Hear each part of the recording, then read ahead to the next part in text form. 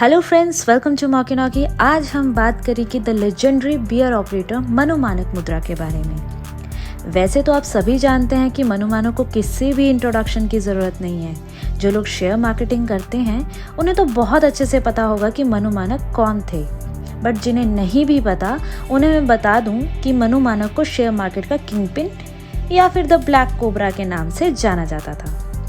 हाल ही में Soni live OTT पर scam 1992 series release हुई थी। अगर आपने वो सीरीज देखी है तो आपको आइडिया हो गया होगा कि मनु मानक को ब्लैक कोबरा का नाम क्यों दिया गया था। जिन्होंने यह सीरीज नहीं देखी उनके लिए चलो शुरू से शुरुआत करते हैं। हर्षद मेहता से पहले ऐसा कहा जाता है कि 1980s एंड 1990s में पूरी मार्केट पर मनु मानक का राज था। स्कैम 1992 जो कि हर्षद मेहता पर बेस्ड है, उसमें बेसिकली शेयर मार्केट कैसे रन होती है इसके बारे में बताया गया है। शेयर मार्केट में बेसिकली दो कार्टेल होते हैं, bull cartel and bear cartel.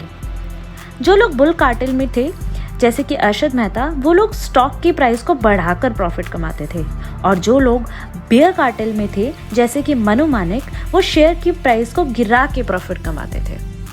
अब हर्षद मेहता एंड मनु मानक ये करते कैसे थे वो भी जान लेते हैं।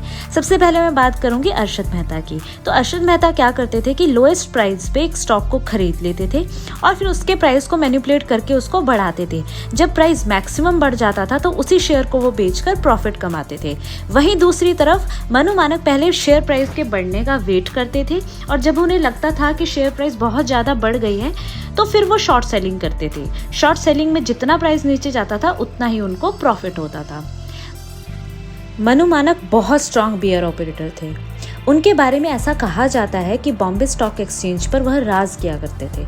उस टाइम जो कंपनी स्टॉक एक्सचेंज पर लिस्टेड थी उन्हें कई चीज़ों के लिए मनु मानक का अप्रूवल लेना पड़ता था। अगर कोई कंपनी ऐसा नहीं करती थी तो उन्हें बहुत महंगा पड़ता था, क्योंकि मनु मानक बियर कार्टेल ऑपरेटर था और वह किसी भी शेयर के प्राइस को जितना चाहे उतना गिरा सकते थे।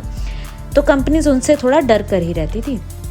मनु मानक इतने स्ट्रॉन्ग ऑपरेटर इसलिए भी थे बिकॉज उनके पास बहुत ज़्यादा पैसा था। वह स्टॉक मार्केट में इन्वेस्ट करने वाले लोगों को 20 से 30% पर ईयर इंटरेस्ट पर पैसा उधार दिया करते थे। क्योंकि सारे ही लोग मनु मानक से पैसे उधार लेते थे, तो जब वे लोग इन्वेस्ट करते थे तो मनु मानक को पता चल जाता था कि लोगों ने शेयर खरीद लिए हैं और सारे पैसे इन्वेस्ट कर लिए हैं। फिर इसके बाद मनु मानक मार्केट में एंट्री करते थे और शेयर के प्राइस को गिरा के पैसा कमा लेते थे। यही वजह थी कि उन्हें द ब्लैक कोबरा कहा जाता था।